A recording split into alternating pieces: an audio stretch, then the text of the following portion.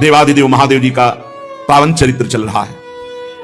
भगवती सती जी ने अपने शरीर को योगाग्नि में भस्म करते समय एक वरदान मांगा कि जन्म जन्म भगवान शिव हमारे पति रूप में हो, और शिवमय भाव करके शरीर को छोड़ दिया। योगाग्नि ने शरीर को भस्म कर दिया। अंबाजी हिमांचल और मैना से पार्वती के रूप में प्रकट हुई। एक दिन भगवान के परम प्रिय मनोह स्वरूप देवर्षि नारद जी पधारे।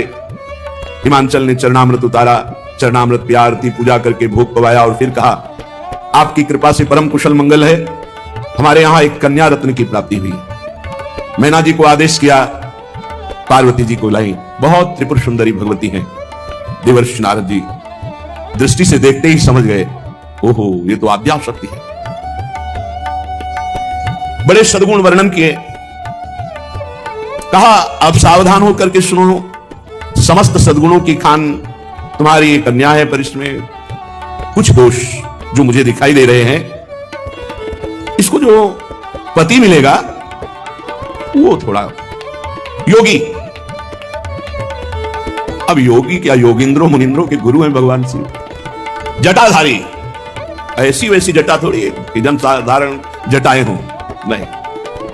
और कभी दिगंबर रहते हैं, कभी बागंबर धारण कर लिया। और अमंगल वेश, चिता की भस्म लगाना, मुंडों की माला पहनना, सांप पीछे के आभूषण धारण करना, भूत प्रेतों का साथ करना।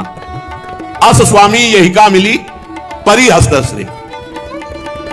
माता जी तो प्रसन्न हो गई सुनकर के कि भगवान हमारे प्राण प्रीतम शिव का इस हमारी रेखा में लिखा हुआ है पति रूप में वरण करना। लेकिन मैना हिमवान सखियां सब शोक अश्रु विमोचन करने लगी। आनंद अश्रु मैया के, पार्वती जी के आंखों से, और शोक अश्रु मैना, हिमांचल और सच। इतनी त्रिपुर सुंदरी, और इनके लिए ऐसा वर। हिमवान जी ने कहा, कोई उपाय है जिसके द्वारा हम अपनी पुत्री के इस भाग्य को पलट सकें, क्योंकि हमारे पास कोई कमी तो है नहीं। ऐसा कोई अनुष्ठान, कोई उपाय।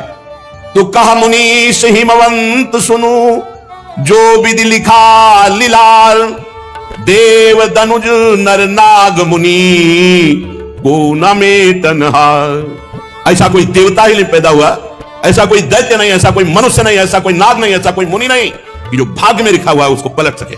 बैठा लो दिमाग में, सत्संग सुनते हो, इस बात को बैठा लो दिमाग में। कहीं भटकने की जरूरत नहीं कि कोई तुम्हारे छूछा कर देगा, तुम्हारा भाग्य पलट जाएगा। जो कछु लिखो लीलार, दुख सुख देह तन, भुगते गो जहां जाएगो, यह सिद्धांत अभंग। भगवत ऋषि जी, तुम्हारे भाग्य में जो दुख सुख, जहां भाग के जाओ वो भोगना पड़ेगा, तुम्हें भोगना पड़ेगा, अवश्य में भोक्तव्यम।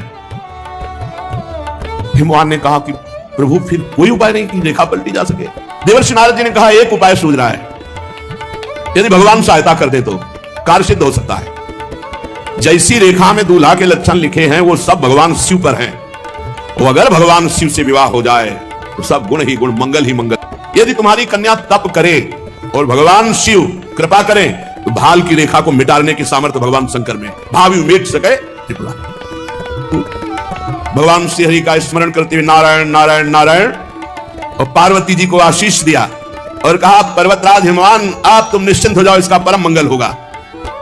वीणा में नारायण नाम की ध्वनि करते हुए विचरणशील महात्मा है नारद जी ब्रह्मलोक की तरफ चले गए। अब आगे जो चरित्र हुआ सुनो। उनके जाते ही मैना ने हिमवान जी से कहा, मैं मुनि के वचनों का अर्थ नहीं समझ पाई। क्या कह रहे थे देवर्षि नारद जी?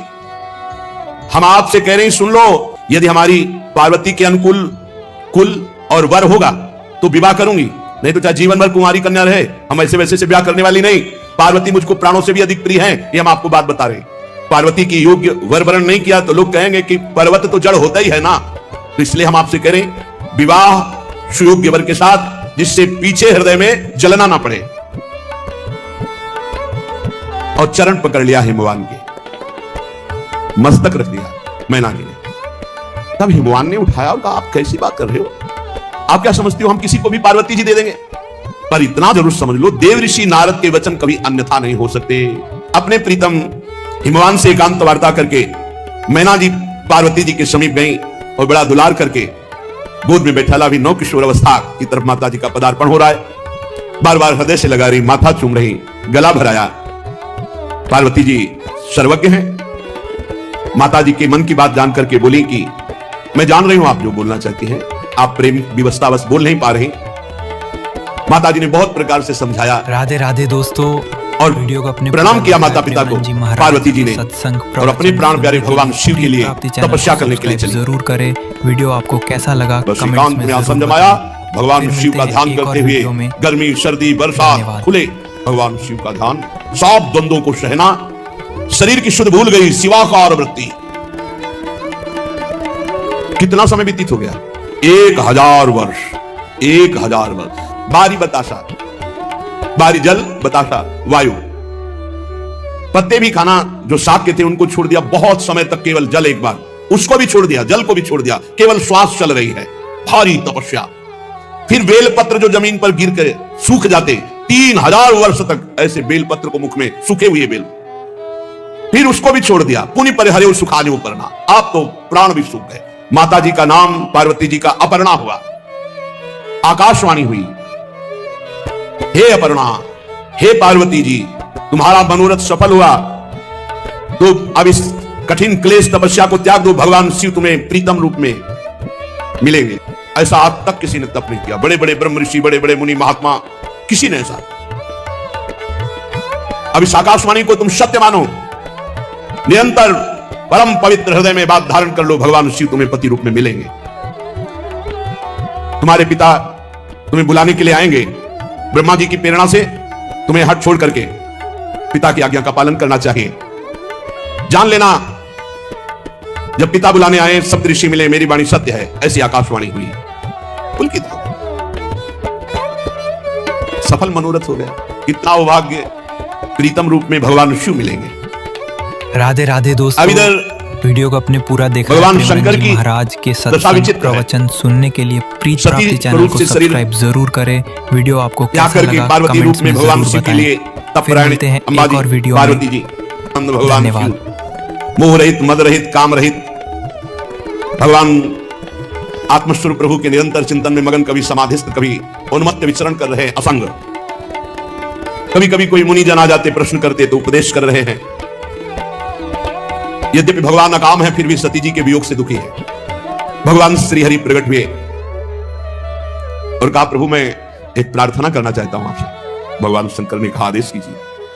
पार्वती जी का जन्म और तपस्या में संलग्नता और आकाशवाणी, ये सब पूरी बात महादेव जी से बताया। सती जी का जन्म हो चुका है पार्वती के रूप में, उन्होंने आपके लिए भारी तपस्या ठान रखी है। आकाशवाणी हुई है कि आप ही उनको पति रूप में प्राप्त होंगे। पूरा पार्वती चरित्र सुनाया। हमारा ये जो वचन है विनय पूर्वक इसे स्वीकार करें। आप जाएं, दूल्हा बने और पार्वती जी से विवाह करें। हमारी इच्छा है। दोनों बातें यहां हरि जी ने प्रकट की कि आप हमारे स्वामी भी हैं, ये मुझे मांगे देव, और देखो आप हमको भी स्वामी मानते हुए, इसलिए जाए विवाह शैलज, हमारा आदेश है, आज्ञा है, जाओ विवाह करो पार्वती जी से। और या मुझे मांगे देव, प्रभु मैं आपसे मांग रहा हूं कि आप जाके विवाह करें। स्वामी की आज्ञा शिरोधार्य है। सिरधरि आयस करी तुम्हारा परम धर्म या नाथ हमारा। आपकी आज्ञा का पालन कर। यद्यपि काशी यद्यपि उचित असना, इस समय जो हमारी स्थिति है वो आप जानते हैं प्रभु, पर आपकी आज्ञा, स्वामी की आज्ञा पालन करना ही सबसे बड़ा धर्म है। प्रभु की बात सुनकर शिव जी के भगवान बहुत संतुष्ट हुए। भगवान श्री हरि अंतर ध्यान हो गए। इतने में देखा सप्त ऋषि आए, भगवान देवादिदेव महादेव की दंडवत की। महादेव जी ने कहा, बहुत अच्छे अवसर पर आए, जाओ एक सेवा तुम्हें दे रहे हैं। तुम पार्वती जी तप कर रही हैं मेरे लिए, तुम उनकी प्रेम परीक्षा लो और फिर परीक्षा में पास हो जाने पर हिमवान को प्रेरित करके उनको घर वापस करो। पार्वती जी का संदेह दूर कर दो, जाओ। प्रणाम किया। सप्त ऋषि आज्ञा का पालन करते हुए पार्वती जी के पास पहुंचे। देखा मानो मूर्तिमान तपस्या बैठी वैसे भगवान शिव के ध्यान में मग्न अम्बा। ऋषि जन गए तो सोचा माता जी आंख कैसे खोलेंगी। नमः पार्वती पते हर हर हर महादेव।